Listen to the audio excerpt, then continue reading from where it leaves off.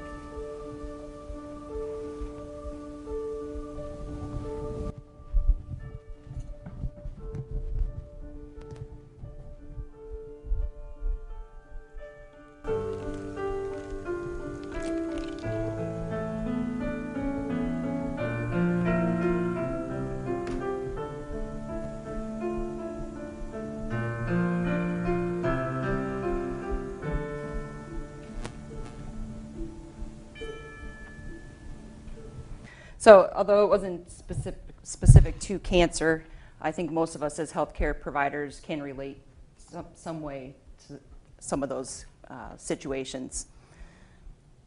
So that's where I got my topic from. How did I get here? Mentally processing a cancer diagnosis. And again, I'm Becky Childers, and I've been working in the GYN Oncology Clinic for almost 11 years. So, and I took a poll, and the best place to take a poll these days is where? Facebook, that's right. So, I polled my friends and family and asked, what are 3 words that nobody wants to hear? So the first ones are the ones that I could find some clip art for, my basic knowledge of the computer. And then the rest of them I just listed, as you'll see. So again, my daughter put these together, so enjoy the graphics. So the first one is prepare for impact. Nobody wants to hear that when they're on a plane or in a car, I guess. You are disgusting.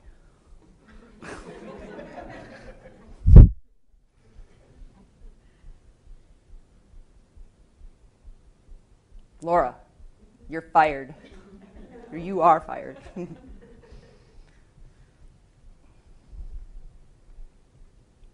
Gotta go to the bathroom and nobody wants to see these 3 words.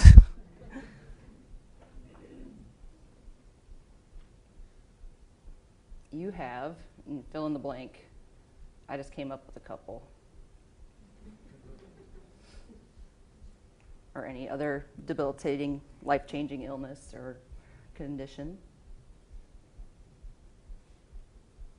I hate you. Hear that from my kids occasionally. And you are fat. Poor kitty. And then some of the other ones, I'll just kind of let you read through them. Again, there was a lot of people that responded to my little poll, so I just kind of put them all in there.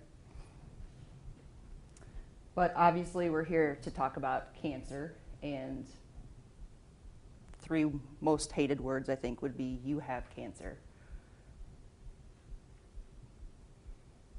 So these are my only statistics coming up on these next 2 slides. So in 2018, an estimated, and some of these Dr. Nat Carney covered too, by the way, estimated 1,735,000 new cases of cancer will be diagnosed in the United States alone, and about 610,000 of those will die from their disease. Number of new cancer cases is 439 per 100,000 men and women per year. And dating back to 2016, there were an estimated 15.5 million cancer survivors in the United States, 2 of which I have sitting right here that you guys will get to meet here pretty soon. And the number of cancer survivors is expected to increase to over 20 million by year 2026.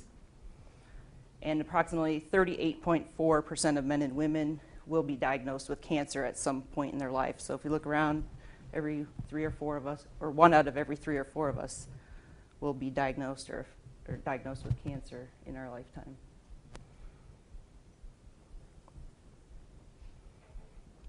She makes me keep clicking these buttons. And then again, cancer doesn't discriminate. We all know that.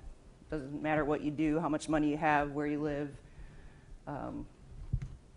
Anybody can obviously be affected by cancer. And I think all of us in this room know somebody, a family, friend, a member, or family member, friend of a family member, acquaintance, coworker that has been affected by cancer. And then this slide just shows the leading sites of new cancer cases in 2017. On the top, between men and women, and then on the bottom, it's the estimated deaths from those. And obviously, being in GYN, we are looking over at the ovarian and endometrial. Tracy, how do you get that little light on? Top one? Oh, right there. So about 25,000 cases per year.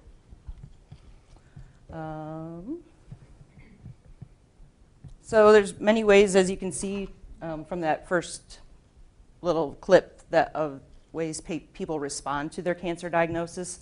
And there's no right or wrong way, obviously. But some of the things that may affect affect their response is the patient's coping mechanisms that they have in place. We'll go back to these. Their perception of their disease, and then also their support system that they have in place. So we'll go back and go over those. Some coping mechanisms. Some patients cry a lot. Some people sleep a lot. Some women have impulsive shopping trips. Some people like to clean or read or listen to music. And then, again, their perception of their disease has a lot to do with how they respond. They want to know what the severity of their disease is, how much time, what does that mean for them for the rest of their life? How much time do they have left? And then this is where we as healthcare providers come in, whether we know it or not. We're part of their support system, as is their family, friends, sometimes their clergy, their pets. Right, Darla? Yes. Magoo. People look to support groups, neighbors, and then again, the healthcare providers. They look to us for information about their disease and their diagnosis, look to us for guidance as to what they should do as treatment. A lot of times they'll say, I hear them say to the doctor, what would you do if this was your mom? What do you recommend? They look to us for reassurance that they're going to be okay, and most of all, hope.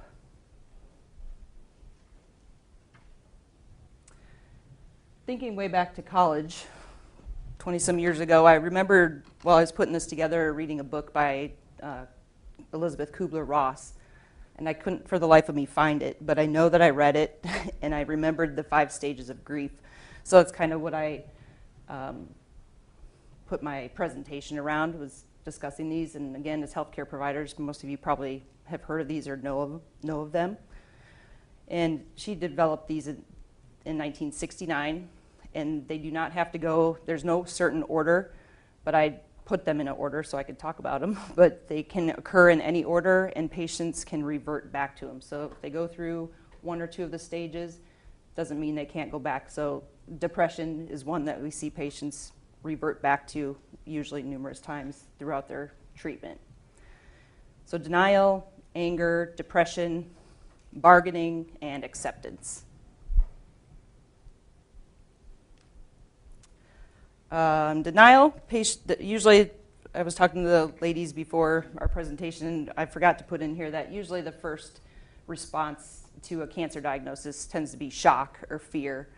And they also often wonder how they can go on. Like, how am I supposed to go to work tomorrow? I just got this horrible diagnosis.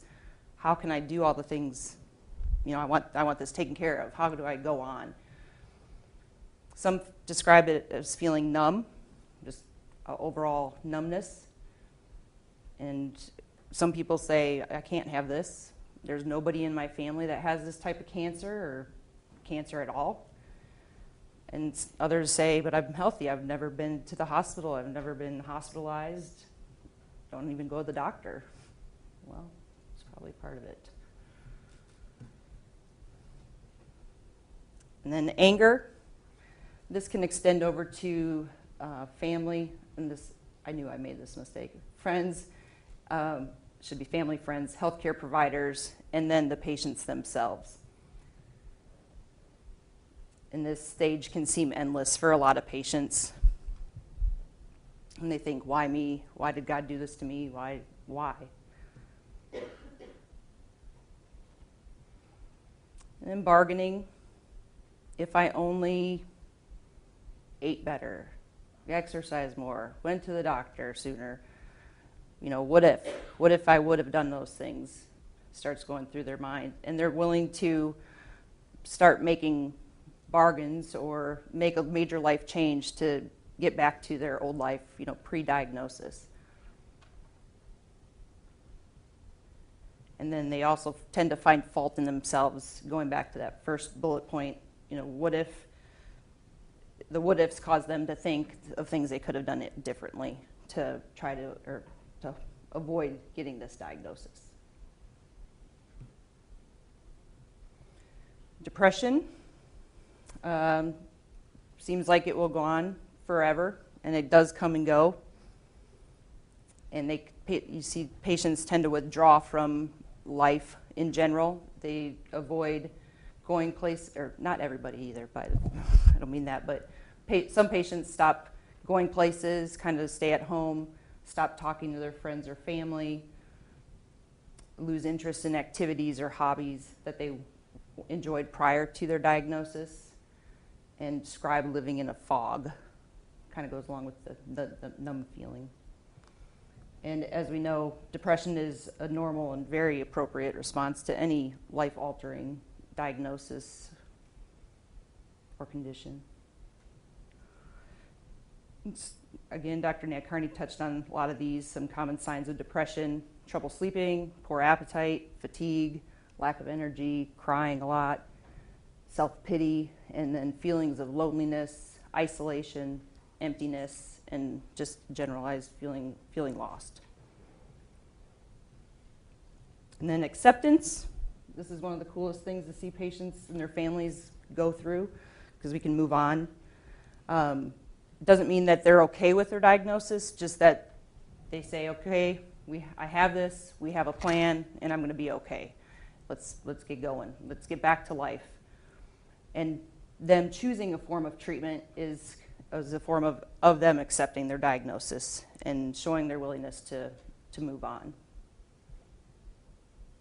And they re-enter life, like they do the activities they did prior to the diagnosis. They'll still have their good and bad days, just like we all do. And this is where a lot of patients look to support groups or counseling or counselors to help them accept their diagnosis and learn ways to live with their diagnosis.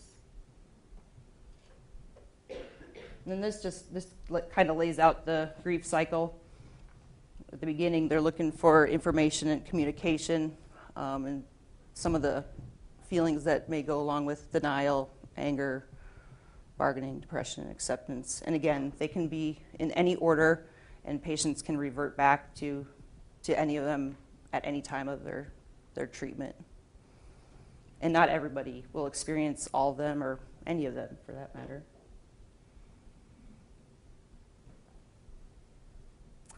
Oh, Miss Darla. I have two patients that have graciously, with a little coaxing from Darla, or to Darla, have agreed to share their stories. I thought would be better to hear it from people who have lived it. And so I have Miss Darla here. I've known her for 7 years, and she is going to share her story. And then I have another patient, Catherine, who will share her story, both different diagnoses and different reactions to their diagnosis. Hi, my name is Darla Kerr, and I'm numb right now. I'm not a writer, and I'm certainly not a speaker, but I am a survivor. My life wasn't exactly smooth waters when I was diagnosed with stage 4 serous carcinoma of the fallopian tube in 2011. When I heard this unbelievable news, I thought, oh my God, it could have been worse. At least it's not stage 5. No, my best friend Tammy, who was with me through the most difficult times, reminded me, that's a hurricane category. So I took a deep breath, we hugged, and she said, let's fix this. Let's see. Tammy and I had walked 4 miles a day for over 10 years. It was our talks. It was our therapy. She was concerned for me and my health. My marriage was in shambles. I was drastically losing weight. And my thought was, if I couldn't control what was going on in my marriage and my life, I would at least try and control my weight. I starved myself and became very depressed. Tammy continued to worry about my health and told me so. Shortly after that conversation, I was diagnosed. I truly believe the stress in my life at least accelerated my disease. If it wasn't for my children, Courtney, Jordan, and Zach, and my friend, I couldn't have made it through. Especially my medical team of Dr. David Krotzer and Becky Childers, and all the other wonderful nurses. They have been a blessing. I have a special fondness for my team. They make me feel safer, and it's a good umbrella to be under. They have been there through all of the good days and the bad for the last 7 years. Thank you. I divorced after 27 years of marriage in October of 2016. I moved from my hometown of Harlan, Iowa to Council Bluffs. I wanted to be closer to my children and to my 2 wonderful twin grandsons. I'm at peace and content now more than I've ever been in many years. I volunteer in oncology at Janie Ed Hospital. I love visiting with the people that are also going through their difficulties in their lives. I get it now. I want people to know that when they hear the word cancer, it's not always about death anymore. Cancer is just a word. It's not a sentence. In the beginning, this disease consumed me. Every waking moment was about the cancer. I'm grateful to live in a time where there are treatments that can save me and so many others. I am blessed that I have survived this and to learn what's really important. I try not to spend a lot of time worrying about things that just wastes energy that could be used towards things that are more meaningful. I'm thankful to have a medical team that I will always call my family. They've helped me continue with my life. I say, don't ever give up. Fight like you are the 3rd tiger trying to get on Noah's Ark. Definition of optimism is, quote, someone who figures that taking a step backward after taking a step forward is not a disaster. It's more like a cha-cha. Thank you. She went on a study, GOG protocol 0262, and it included 6 cycles of Taxol and carboplatin chemotherapy, and then maintenance of Avastin chemotherapy. And just, what month was that? A couple months ago? Emily, what month was that we hit the big one? January? Yeah. Emily and I went down to the infusion center, and we surprised her and her son and daughter with some balloons and a cake and a crown, yes, of course, crown, chemo crown. She had hit number 100 of Avastin, and now we're on, what, 113? Going on 113. So she still is receiving treatment, but if she came off the protocol, we don't know if she could continue. I mean, she's been in remission, probably is cured at this rate, but we don't want to take that chance. She doesn't want to take the chance. It's up to her. But so that she still is on active treatment every 3 weeks. She just hit her 5-year anniversary visit in August, right? So yeah. And that's when I coaxed her into talking. She didn't have to coax too hard. I wanted to accept her invitation mainly to say a big public thank you to all of the medical professional staff that were part of my cancer journey. And I want to give you just a brief history of my family. I'm the eldest of 7, 4 girls, 3 boys, and 3 of my sisters were diagnosed and had early hysterectomies due to endometrial uterus problems. The first one at 34 years old, she has 4 children, had lots of problems between the first 2 girls and her boys. And my second and middle favorite sister was 29 years old. I know you're not supposed to have favorites, but I do.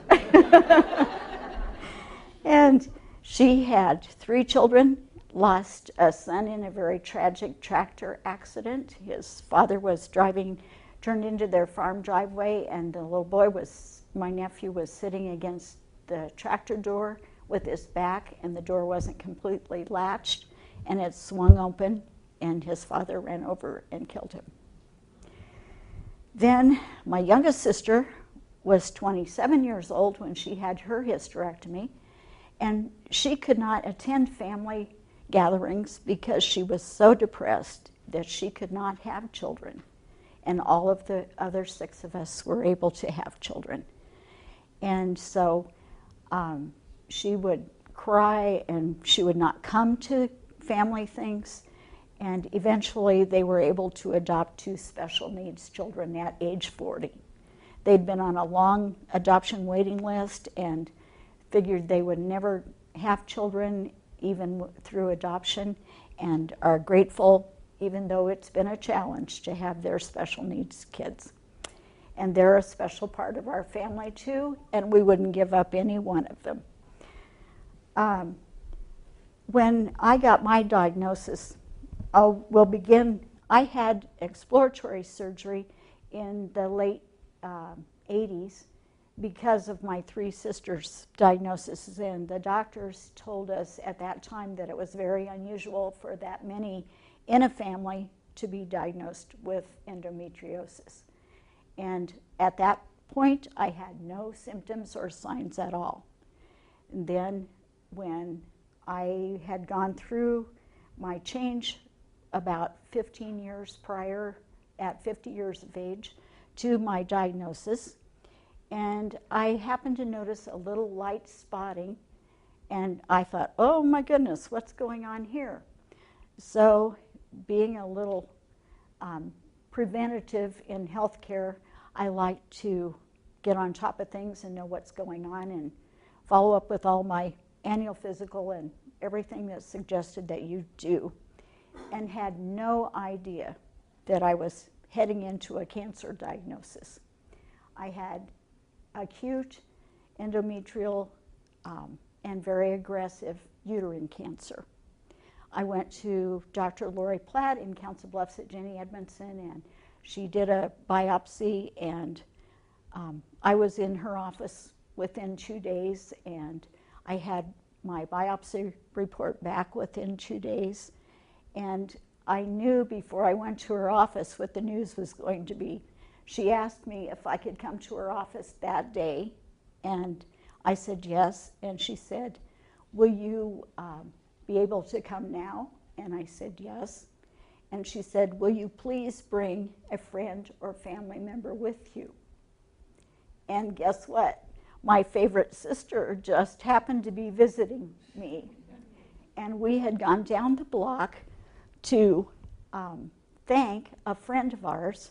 I had lost my husband 3 months before that with a dual diagnosis of carcinoid colon cancer, and we found out from a latter autopsy report at my insistence that he also had a very rare angiosarcoma, and he was literally hemorrhaging. His heart was hemorrhaging as no one could figure out what was wrong, and he got sicker by the minute. I retired after 45 years of service at Glenwood Resource Center in the physical therapy department, and at the last 6 years I spent 3 years in supported community living, and then finally in the vocational department. So I was used to working and being a people person and being a caregiver. I've been a caregiver my entire life. And when I lost him after 43 years of marriage, and I'd been through so much, and then to be diagnosed 3 months later with my own cancer walk, I didn't have time. Lori Platt did not allow me time to cope with my diagnosis. She had already, when I walked into her office, had a stack of papers about this high on the corner of her desk for me to take home and read to become acquainted with my diagnosis. And she had already made an appointment here with Dr. Krotzer, and I'll be eternally grateful. He talked about robotic surgery, and I was a little apprehensive, I'll admit. I had not heard about it, wasn't aware that it was a possibility, and I wasn't sure that's what I wanted. But he calmed my fears, got me through it. And the only problem I had was our family have tons of allergies, and I told them before I went into surgery and talked to the anesthesiologist and said seemed to have an allergy to anesthetics. And he said, oh, you've not had any major surgery, so we'll go ahead and give you our anesthetic and you'll be fine. Well, I woke up with hives. And so I have, as a result of my treatments, I've had both chemo and radiation. Some of the things that resulted were the fact that I had neuropathy in my feet for approximately 2 years, and I could deal with that pretty well. Then I have had increased allergies, medications that I had taken right before my diagnosis and treatment I can no longer take because I break out in massive hives. And I've had a lot of problems with dental issues. My teeth now crack and chip and break. And matter of fact, I was the great toothless wonder for 3 or 4 weeks just very recently when I was had one of my upper molars had broken off and in the chewing region, so I had been brushing my teeth and I noticed all kinds of bright red blood in the sink, and I thought, oh my goodness, what's going on here? And I finished brushing, rinsed out my mouth, and out dropped a whole half of my tooth. And I thought, oh, now what do I do? Made a quick trip to my dentist, and he said, we'll get you right in. They did a x-ray and said, you have one option. We need to pull that tooth. And I said, oh, that's what holds my upper partial in. He said, you'll be fine. We'll do this as quickly as possible, and you can all see that I'm back with my teeth. But I wanted to explain that I'm on a soapbox, too, for everybody getting their annual physical, colonoscopies, mammograms, pap smears, you name it, do it. You're in charge of your health. No one else can do it for you. Get in there and be preventative. I'm especially supportive of being in a network of doctors, beginning with my family physician in Glenwood, who's part of the Methodist Health System. And it's very nice to know that all of your physicians and anybody who needs to know health information is able to access everything. And I was much more comfortable during my treatment and all of that, knowing that no matter what little thing came up or what big elephant was in the room with me, was that everybody had access to my information. And I didn't have to worry about repeating it and repeating it and repeating it.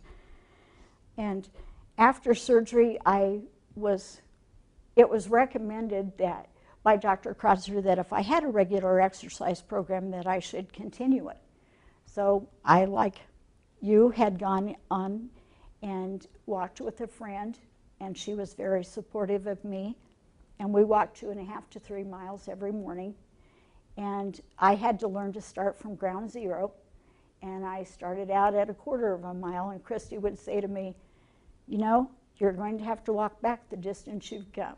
So do half the distance, and I gradually worked right back up to it. When it came time for my radiation, Dr. Randall Dukert was very supportive of me and allowed me to talk about my history, and I was in his office for our consultation for over an hour, and I was really appreciative that he considered the fact that I hadn't had time to grieve my husband's loss yet.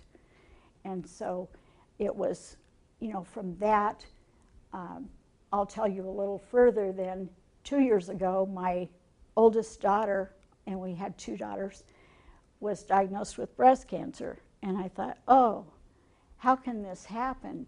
You know, 3 of the immediate 4 family were all diagnosed with different diagnosis for cancer. And I've decided that it's best also in your recovery to get involved, be a volunteer, get out there and do. I had just retired. My husband lasted 3 months to the day. He was diagnosed on my retirement day, September 27th, and lived until December 27th. So I spent my retirement early days at the care center at Risen Sun in Council Bluffs, where he was supposed to be recovering from his surgery, and he never recovered. And I think it's very important to continue your activities, and I threw myself into volunteering everywhere because I was used to working.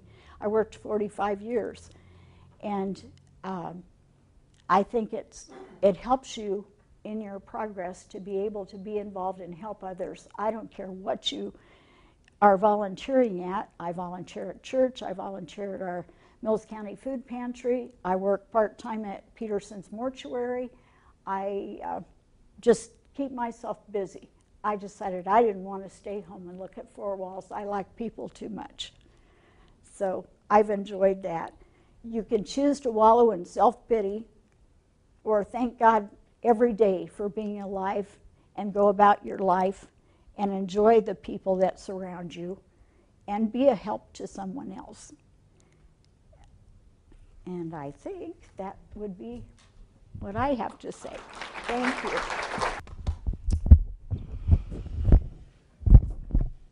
All right, so as you guys can see and hear, two very different responses to their cancer journeys. So I appreciate you guys coming in. The last two slides here, and then we got another final video that I like. These are the support resources that Estabrook Cancer Center offers. We utilize quite a few of these from our clinic. The cancer prevention and hereditary cancer risk is the genetic testing that Tracy talked about. And like she said, from 6 years ago, and I've been here for 11 years, we've really increased the utilization of those ladies down there, and with all the new testing that's become available. So we appreciate them. The counseling and behavioral health is another one that a lot of our patients utilize. We do have a psychiatrist, Dr. Theobald, and then Kevin Keeley is one of the counselors who a lot of our patients talk to. We offer that to everybody, really, but we can kind of pinpoint the patients that we feel would be best served by talking to somebody. Inner Beauty is another one you guys might be aware of. Ladies down there are wonderful. Have either one of you dealt with them? Yeah. They help with wigs or makeup, making people feel good about themselves, especially once they lose their hair due to chemotherapy. Nutrition services is also another big one that's utilized a lot during chemotherapy. People don't have much of an appetite, or they're not getting the proper nutrition. The ladies in dietary can help with that. And then, again, social workers is another huge one that we utilize. Miss Peggy Jarrell is wonderful and helps our patients in a lot of ways, whether it's getting a hotel the night before treatment or finding a ride so people don't have somebody that can bring them to their treatments. She helps them out greatly. So we appreciate all the resources that our patients have available to them. And then that's more these are specific to the cancer center. And then the last thing kind of ties it all up. As healthcare providers, we play, like these two ladies said, we do play an important part in our patients' emotional response and throughout their treatment. So this kind of ties it up. So enjoy this, and then Dr. Tierney, it's all yours. And these videos are from the Cleveland Clinic. I don't know if anybody's familiar with them, but I'm glad Penny showed me these because there's a wide variety of topics that they cover. So if you ever have to do a presentation and want to waste some time like I did, let's be real, you could definitely check out the Cleveland Clinic because they do have some really good, well put together videos. So enjoy.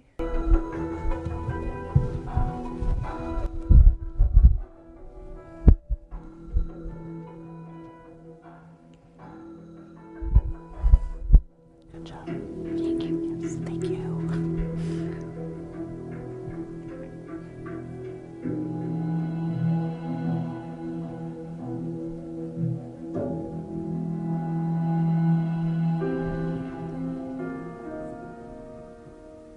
The doctor came in, and I mean, I wasn't even looking at her. I remember her saying, "You were told that the baby would have been high risk for Downs, were you not?" She said, well, he definitely has it. He has this marker, this marker, this marker, and that's how quick the statements were made. And at that point, my wife collapsed in the bathroom, and the nurse had to help her back to the bed. He automatically turned around and said, "This is a coincidence, this has happened." And Jim says, "What do you mean it's a coincidence?" He says, "My wife is blind and she can't see, and this is a coincidence?" The way they told me, it was just like, they didn't really care. They didn't even think about how to say it.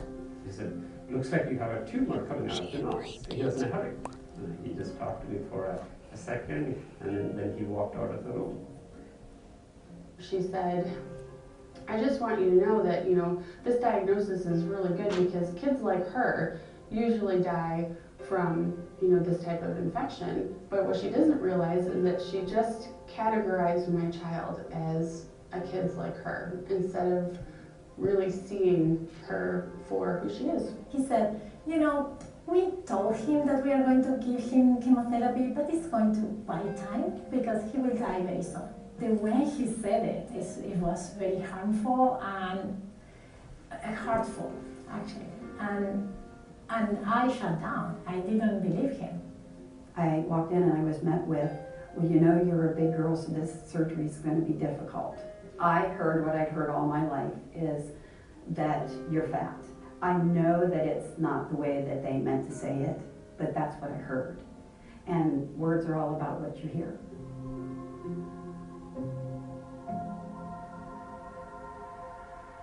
When I went to the second surgeon, it was never even brought up. That doctor also leaned in and said, "Don't worry about this. We're going to take care of this, and I'm staying with you the whole time."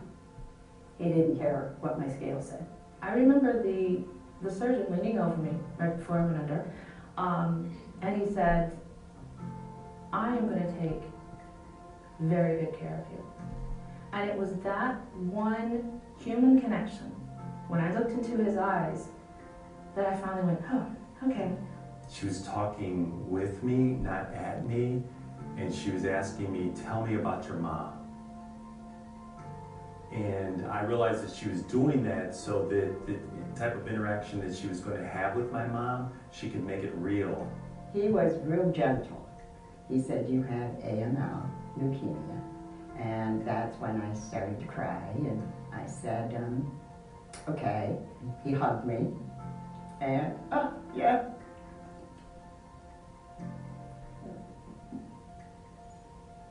And they put me at ease. And I walked out of his office after a very good appointment, and he walked one direction in the hallway and I walked the other with my wife. And he turned around and he called my name, and he said, "Mr. Schmidt." And I turned around and we were probably 20 feet apart. And he said, "I just want you to know, you're doing very well." So I think when you see a doctor that cares that much, it kind of makes you feel good. The most powerful and impactful words that I heard, they educated me and empowered me. I was able to make an informed decision and actually spend quality time with my mom.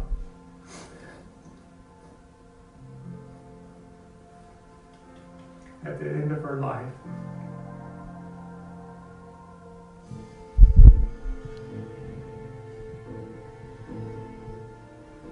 Patients allow us to enter into their life at one of the most vulnerable moments in their life. Take a minute to think about it to step into their shoes, be honest, but with some empathy.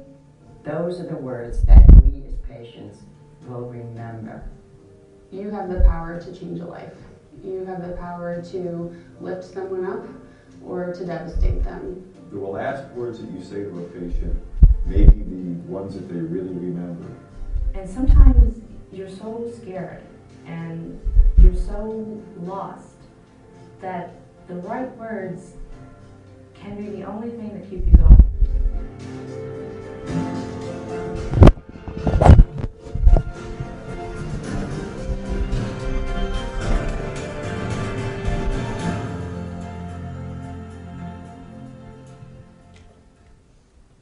And there you have it.